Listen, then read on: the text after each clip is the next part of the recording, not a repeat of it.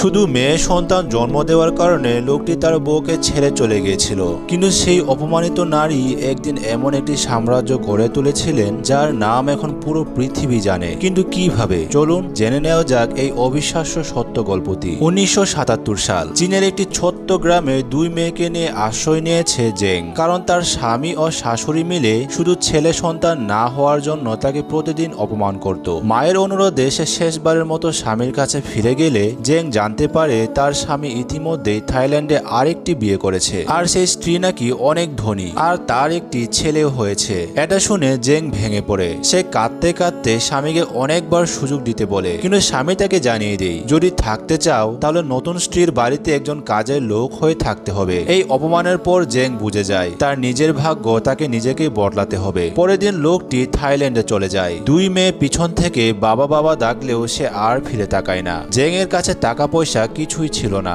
দুই মেয়েকে নিয়ে সে হংকং এ চলে আসে।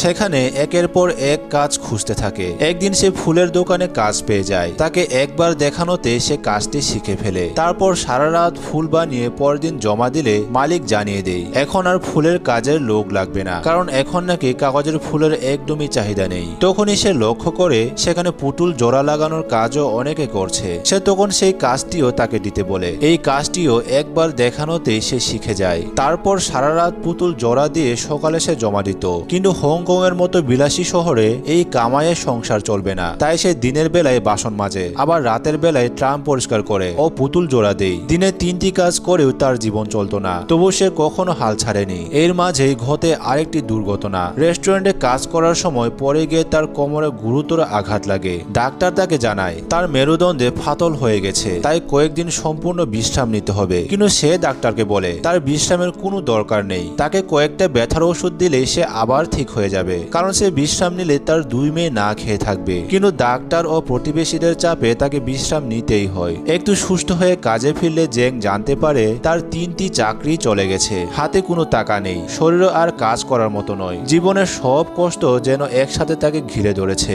এক সময় সে দিক দিশা না পেয়ে নিজের জীবন শেষ করার সিদ্ধান্ত নিয়ে ছাদে উঠে যায়। ঠিক তখনই তার দুই মেয়ের কান্নার শব্দ কানে আসে। মুহূর্তেই তার চোখ খুলে যায়। সে বুঝতে পারে তার বেঁচে থাকার সবচেয়ে বড় কারণ এই দুই সন্তান। এই কঠিন সময়ে তার পাশে দাঁড়ায় এক দয়ালু মানুষ যার নাম আঙ্কেল ডেজার্ট। তিনি জেংকে বলেন, তুমি যে ডাম্পলিং বানাও সেটা অসাধারণ মা। চাকরি খোঁজার বদলে তুমি নিজের দোকান দাও। কথাটা জেং এর জীবনের মোড় ঘুরিয়ে দেয়। সে নিজের বিয়ের আংটি বিক্রি করে একটি ছোট ঠেলাগাড়ি আর কিছু রান্নার সরঞ্জাম কিনে ডাম্পলিং বিক্রি শুরু করে। কিন্তু প্রথম দিন তার একটি ডাম্পলিংও বিক্রি হয় না। সারাদিনের পরিশ্রমের সব খাবার শেষে তাকে ফেলে দিতে হয়। বাড়ি ফিরে সে কান্নায় ভেঙে পড়ে। ঠিক তখন বাড়িওয়ালি তাকে সাহস দিয়ে বলেন, একদিনে কেউ সফল হয় না জেং, আজ না হলে কাল তুমি সফল হবে, কিন্তু হাল ছাড়লে কখনোই জিততে পারবে না। এই কথাগুলো জেং এর মনে নতুন আগুন জ্বালিয়ে দেয়। পরের দিন সে আবার দোকান খুলে। কিছুক্ষণ পর কয়েকজন স্কুলের ছাত্রছাত্রী এসে ডাম্পলিং অর্ডার করে। জেং খুশি হয়ে ডাম্পলিং সার্ভ করে। স্টুডেন্টরা খেয়ে মুগ্ধ হয়ে যায়। তারা খেতে খেতে তার মোমোর অনেক প্রশংসা করতে থাকে।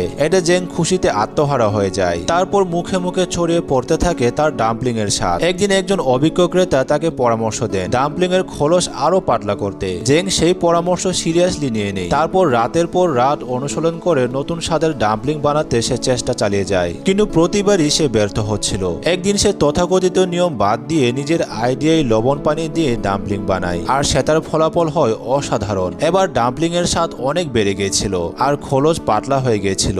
এরপর থেকে বদলে যায় সবকিছু। তার দোকানের সামনে এখন লম্বা লাইন পড়ে যায়। সংবাদপত্রেও তার ডাম্পলিং এর খবর প্রকাশিত হয়। এমন সময়ে তার জীবনে আসেন আরেকজন গুরুত্বপূর্ণ মানুষ, পুলিশ অফিসার হু। প্রথম পরিচয়টা ছিল একেবারে অন্যরকম। অবৈধভাবে রাস্তার পাশে দোকান বসানোর কারণে পুলিশ সবাইকে ধরেছিল। কিন্তু জেং এর কষ্টের গল্প শুনে অফিসার হু তাকে আরেকটা সুযোগ দেন। এমনকি এক গরিব মায়ের ছেলেকে চিকিৎসা করানোর জন্য সে নিজের পকেট থেকে টাকাও বার করে দেন। এটা দেখে সব দোকানি অবাক হয়ে যায়। সেই রাতে সিভিল ড্রেসে অফিসার হু আবার রেল স্টেশনে আসে। তাকে দেখতেই জেং পালাতে চাচ্ছিল, কিন্তু হু বলে সে তাকে ধরতে আসেনি, বরং তার ডাম্পলিং খেতে এসেছে। এটা শুনে খুশি হয়ে জেং তাকে ডাম্পলিং খেতে দেয়। অফিসারও ডাম্পলিং খেয়ে অনেক প্রশংসা করে আর তার বাচ্চাদের জন্য ডাম্পলিং নিয়ে যায়। এইভাবে এভাবে ধীরে ধীরে তিনি নিয়মিত জেংয়ের দোকানে আসতে শুরু করেন। দুই পরিবারের মেয়েরাও একসময় খুব ভালো বন্ধু হয়ে যায়। একদিন অফিসার হু জেংকে বলেন, আমার কানাডায় যাওয়ার সুযোগ হয়েছে, চাইলে তুমি আর তোমার মেয়েদের নিয়েও যেতে পারি, আমরা একটা পরিবার হয়ে থাকতে পারি। জেং কিছুক্ষণ চুপ করে থাকে, তার চোখে জল চলে আসে, কিন্তু সে মিস্টার হুকে মানা করে দেয়। সে এখন নিজের ব্যবসায় মনোযোগী হতে চায়। কিন্তু কোথাও না কোথাও জেং ও মিস্টার হুকে ভালোবাসতো। মিস্টার হু যাওয়ার সময় সে জানলায় ঠায় দাঁড়িয়ে তার দিকে তাকিয়ে থাকে। একদিন এলাকার একটি কুখ্যাত গ্যাং চাঁদা তুলতে আসে তার দোকানে, কিন্তু জেং চাঁদা দিতে মানা করে দেয়। তাই চাঁদাবাসরা তার মেয়েদের আঘাত করতে যায়। তখন এক মা হিসেবে সে ছুরি হাতে তাদের সামনে দাঁড়িয়ে যায়। জেং এর সাহস দেখে গ্যাং লিডারের নিজের মায়ের কথা মনে পড়ে যায়। সে চাঁদা নেওয়ার বদলে জেংকে ডাম্পলিং খাওয়াতে বলে আর তার সাথীদেরও খাওয়াতে বলে। খাওয়া শেষে সে তার সেক্রেটারিকে 20 প্লেট ডাম্পলিং এর দামও পরিশোধ করতে বলে। এমনকি তিনি আরো 500টি ডাম্পলিং এর অর্ডারও দিয়ে যায়। এরপর আর পেছনে ফিরে তাকাতে হয়নি। ছোট্ট ঠেলাগাড়ির দোকান একসময় বড় রেস্টুরেন্টে পরিণত হয়, তারপর নিজের ফ্যাক্টরি। তার ডাম্পলিং দেশ ছাড়িয়ে বিদেশেও রপ্তানি হতে শুরু করে। এক সাক্ষাৎকারে জেং চোখের জল ধরে রাখতে পারেনি। সে বলেছিল, আজ আমি যত দূর এসেছি সেটা শুধু আমার জন্য নয়, আমার জীবনে যারা কঠিন সময়ে পাশে দাঁড়িয়েছিল তাদের সবার অবদান আছে। সবশেষে সে কৃতজ্ঞতা জানায় আঙ্কেল ডেজার্টকে, কেননা এই আঙ্কেলই তার দুর্দিনে তার মেয়ে ও তাকে খাবার দিয়েছিল, তাকে মূল্যবান পরামর্শ দিয়ে জীবনের মোড় ঘুরিয়ে দিয়েছিল।